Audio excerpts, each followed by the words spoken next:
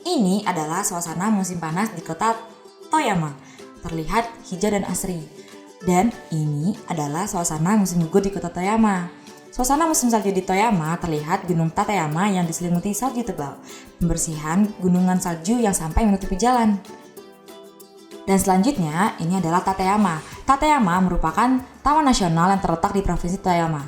Untuk berkunjung ke Tateyama disediakan beberapa kendaraan. Salah satunya adalah Tateyama Ropeway. Tateyama Ropeway sepanjang 1,7 km menghubungkan antara stasiun Kurobedaira dan Daikanbo. Kendaraan yang ada di Tateyama dibatasi agar tidak mengganggu hewan yang ada di Taman Nasional. Dari negara berempat musim ini datanglah seorang volunteer ke Indonesia. Beliau bernama Bapak Yasunobu Kuboki yang akrab dipanggil Pak Yasu. Beliau menjadi volunteer di Indonesia. Salah satu kegiatan volunteer yang dilakukan oleh Pak Yasu adalah memberikan bantuan berupa kursi roda untuk anak-anak penyandang disabilitas di Bali. Nah, ini adalah Konoyubi Tomare. Ini merupakan tempat tinggal bagi para lansia, penyandang disabilitas, dan anak-anak. Mereka dibantu para asisten dalam melakukan kegiatan sehari-hari. Bukan hanya membantu, tapi para perawat lansia juga ikut bermain dengan mereka. Nah, itu dia sekilas biografi dari narasumber kita hari ini. Kalau mau tahu kisah lebih lengkapnya, tonton sampai habis ya. Pose Podcast Suara 4. 4 bisa, 4 hebat. 4 bisa hebat. Konnichiwa. Yo halo Sobat Pose, jumpa lagi di Podcast Suara 4. 4 bisa, 4 hebat. 4 bisa hebat. Nah, Sobat Pose, hari ini kita kedatangan bintang tamu spesial nih. Jauh banget datangnya, dari luar Indonesia. Nah, Iman tau gak nih, kira-kira kedatangan tamunya dari negara mana nih? Kalau aku denger sih katanya dari Jepang ya, bener nggak? Nah, bener banget nih, kita kedatangan bintang tamu spesial yang datang langsung dari Jepang ke Indonesia. Nah, selamat datang kepada Bapak Yasu. こんにちは。私の名前は久保木康信です。富山県から来ました。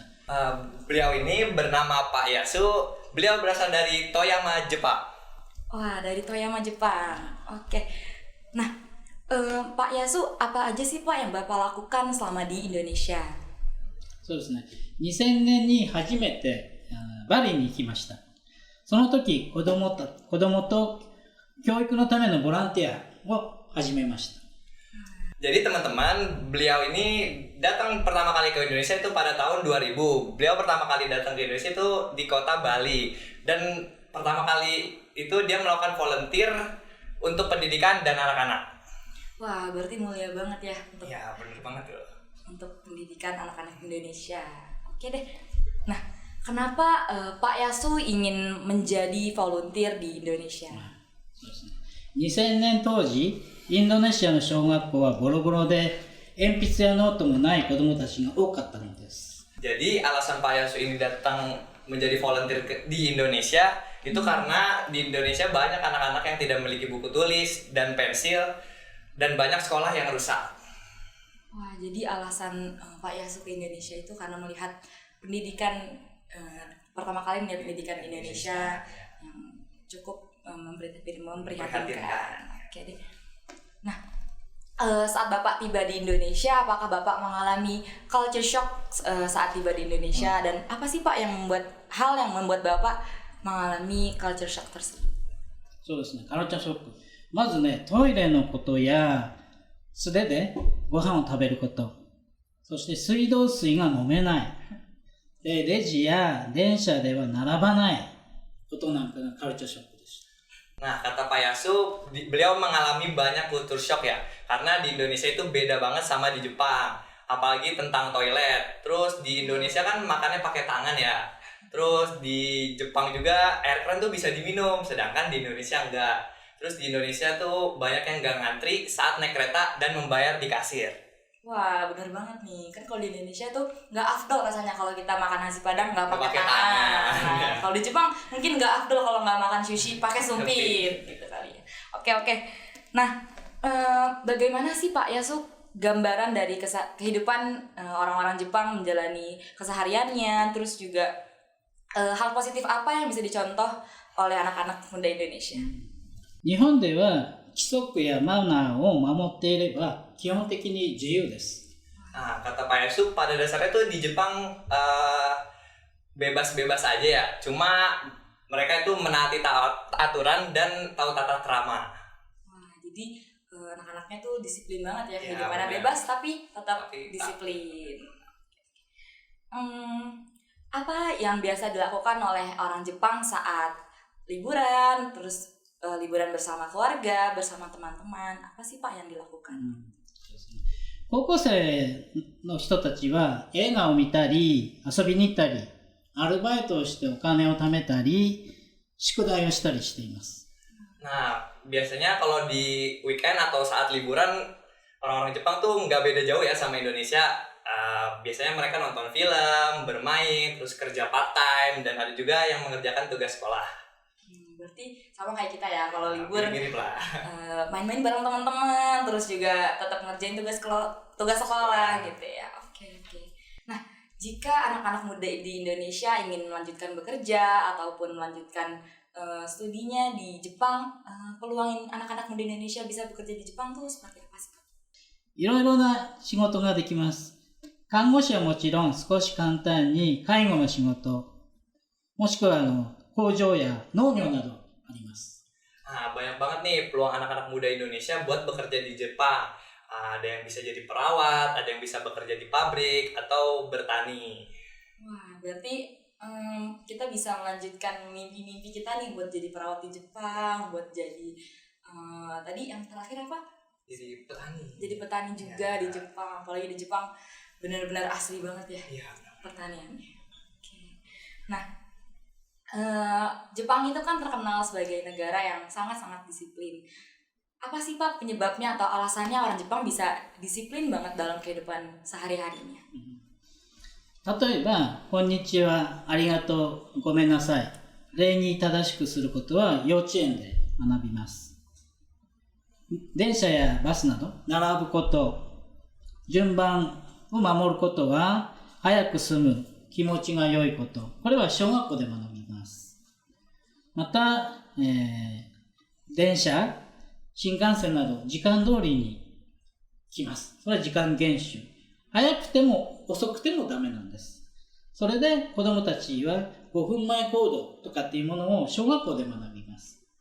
また、財布とか、携帯電話を落としても戻ってくる可能性が高いです。それはモラルやマナーを学んでるからです。 Nah, jadi teman-teman, kenapa orang Jepang itu disiplin banget dan menjaga tata krama? Karena dari TK tuh mereka diajarin tiga kata utama, yaitu selamat siang, Terima kasih. Terima kasih, minta maaf.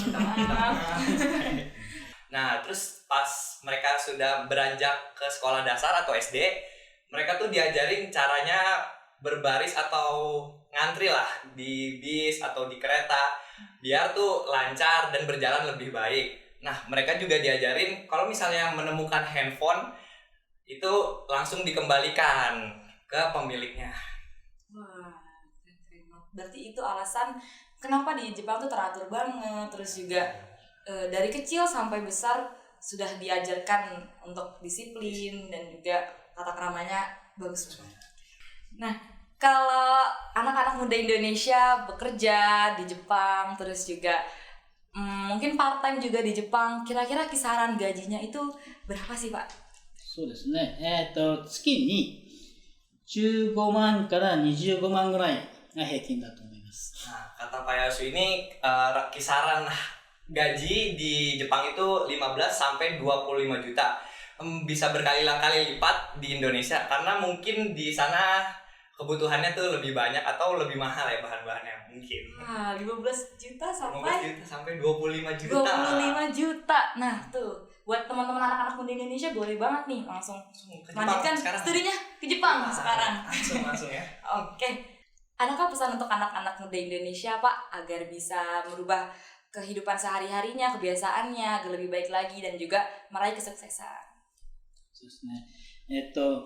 正直者はバカを見るという言葉がありますけども、日本では真面目、正直、親切が正しい行いですので、そういうものを意識してくれればいいかなと思います。Nah, kata Pak Yasu ini ada pepatah menyatakan bahwa orang jujur itu terlihat bodoh. Namun di Jepang, keseriusan, kejujuran, dan kebaikan adalah hal yang benar untuk dilakukan. Wah, keren banget tuh kata-kata Keren banget katanya. ya. Tadi ada apa aja? Ada keseriusan, Keseriusan, kejujuran, iya, dan kebaikan. Boleh banget nih anak-anak muda Indonesia menerapkan 3 hal tersebut di setiap kehidupan sehari-hari, terus juga dalam bersosialisasi dengan orang-orang lain gitu. Nah, gimana sobat pose?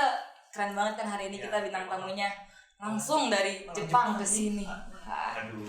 Nah, semoga semua ilmu-ilmu yang disampaikan oleh Pak Yasu bermanfaat dan juga terima kasih banyak Pak Yasu sudah Sama-sama. main-main ke pose hari ini. Terima kasih. Terima kasih.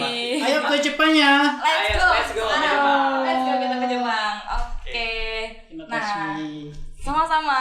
Sama. Nah, buat sobat-sobat pose boleh banget nih kalau ada kritik dan saran disampaikan di kolom komentar di bawah ataupun DM ke Instagram kita di @podcastsuara4_. Nah, buat kalian yang nungguin konten-konten kita selanjutnya, bisa langsung subscribe ke channel ini dan jangan lupa nyalain loncengnya. Karena kalau kalian nyalain lonceng, bakal dapat notifikasi setiap kita upload video baru. Nah, jangan lupa nyalain loncengnya ya sobat-sobat pose di bawah. Oke. Terima kasih banyak Bapak Yasu atas kasih sekali lagi. sharing-sharingnya hari ini. Semoga lain waktu kita bisa undang lagi Pak Yasu Ya, ke sini benar. main-main lagi. Oke. Sampai jumpa di pertemuan-pertemuan kita selanjutnya Pak Yasu. Dan sobat-sobat pose, bye-bye.